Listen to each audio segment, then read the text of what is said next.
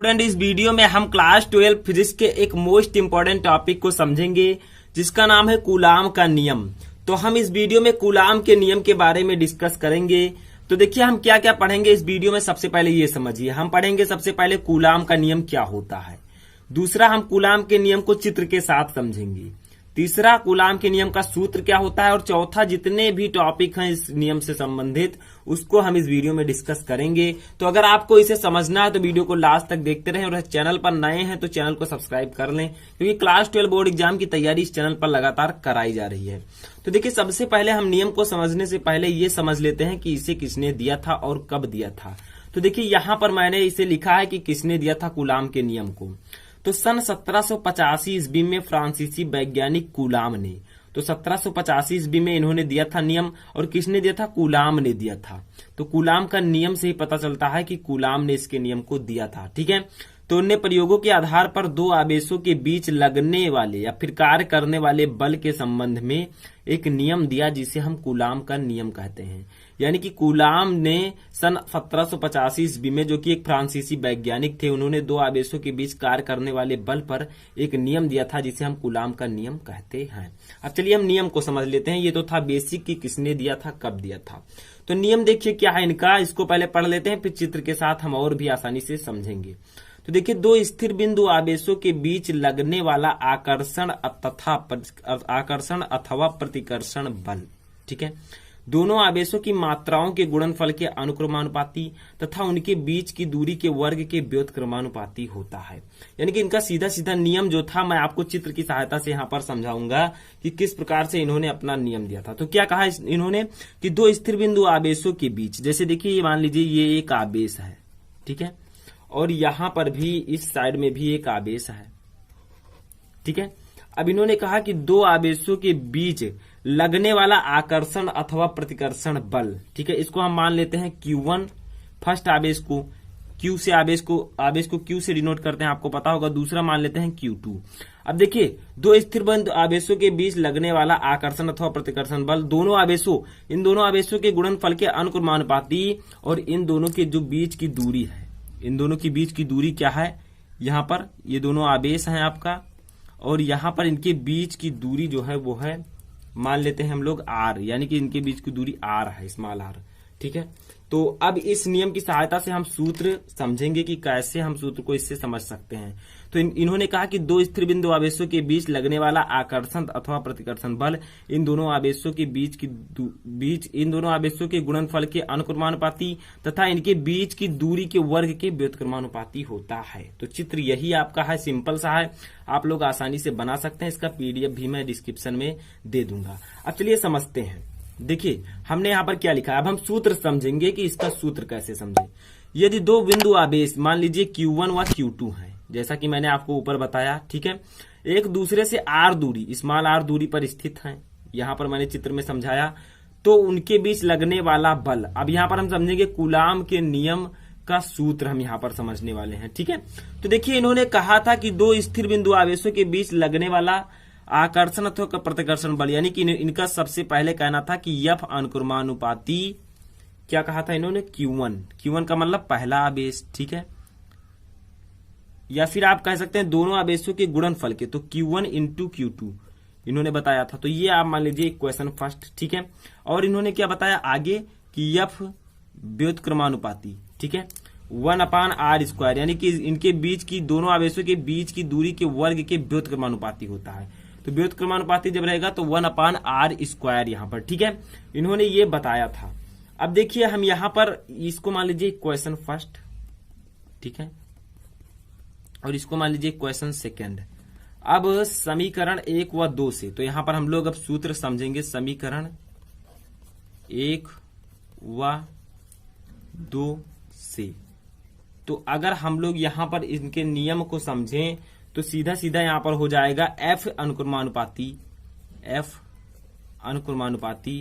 ठीक है, Q1 Q2, देखिए Q1 Q2 इनके अनुक्रमानुपाती है, तो Q1 इंटू Q2 और अपान हम लिख सकते हैं R²। तो देखिए अब हम जब यहां पर अनुक्रमानुपाती के चिन्ह को हटाएंगे तो F बराबर, अनुक्रमानुपाती के जब चिन्ह को हम हटाएंगे तो यहां पर हो जाएगा एक नियतांक जुड़ जाएगा, वो होगा K। तो K into Q1 Q2 upon R square. ठीक है, तो यानी कि जब हम इस नियम में या अनुक्रमानुपाती के चिन्ह को जब हम हटाएंगे तो यहां पर एक नियतांक जुड़ेगा K into Q1 Q2 upon R square. देखिए ये आपका हो गया यहां पर एक रूल। ठीक है, तो ये फार्मूला अभी इसको और भी अच्छे से हमें समझना है आगे। तो देखिए आगे हमें क्या करना होगा, F इक्वल टू K। अब यहां पर K क्या है, तो देखिए K मैं बता दूं, यहां पर K इक्वल टू K है आपका अनुक्रमानुपाती नियतांक। ठीक है, तो यहां पर हम लिख देते हैं अनुक्रमानुपाती नियतांक। अभी आपको इसका और भी अच्छे से सूत्र को समझना है। K के स्थान पर भी हम कुछ लिखेंगे। तो देखिए K की वैल्यू कितनी होती है, तो K इक्वल टू 9 इंटू 10 के पावर 9। ठीक है, न्यूटन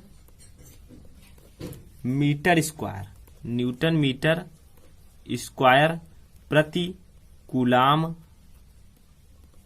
ठीक है, प्रति कूलाम स्क्वायर, ये होता है इसका मात्रक K का, और यही होती है इसकी वैल्यू K की। ठीक है, तो K है एक अनुक्रमानुपाती नियतांक। अब K के स्थान पर हम 1/4 पाई एप्सिलॉन नॉट अभी रखेंगे।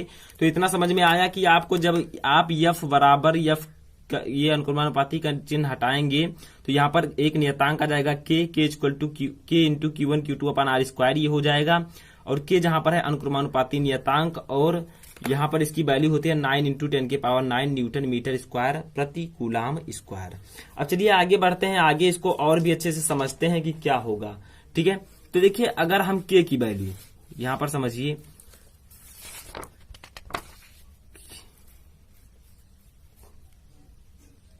तो हम यहां पर इसी सूत्र को किस प्रकार से लिख सकते हैं, F इक्वल टू K के स्थान पर K की जो वैल्यू होती है स्टूडेंट, यहां पर मैं समझा दूं, K इक्वल टू आपका होता है 1/4 पाई एप्सिलॉन नॉट। हम इसे K के स्थान पर लिख सकते हैं। ठीक है, तो देखिए इसी फार्मूले पर हम अप्लाई करेंगे। K की वैल्यू लिखेंगे 1/4 pi epsilon not into Q1 Q2 upon R square हम यहां पर लिख देंगे। ठीक है, तो ये आपका हो गया फार्मूला।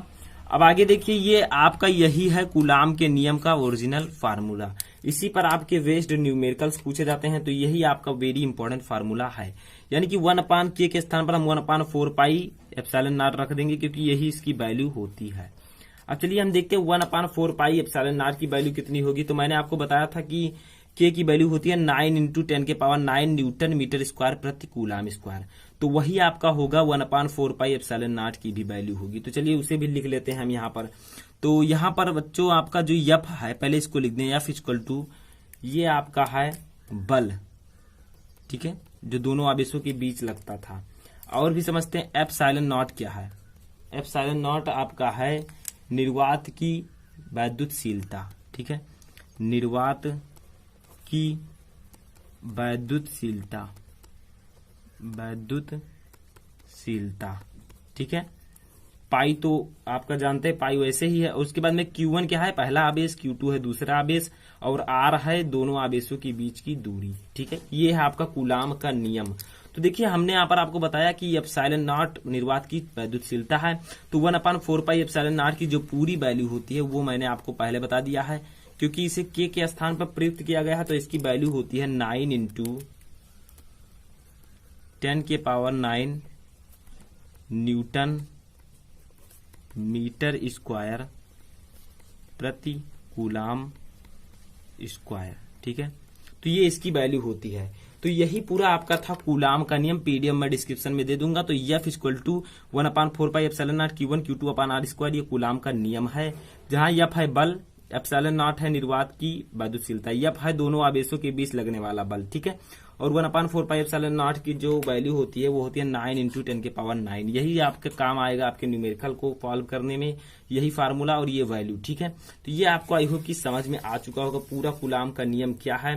तो ये कूलाम का नियम आप यहाँ से स्क्रीनशॉट भी इसका ले सकते हैं। दो आवेशों के बीच की दूरी जो है R है, तो दो स्थिर बिंदु आवेशों के बीच लगने वाला आकर्षण अथवा प्रतिकर्षण बल दोनों आवेशों के गुणनफल के अनुक्रमानुपाती और उनके बीच की दूरी के वर्ग के व्युत्क्रमानुपाती होता है।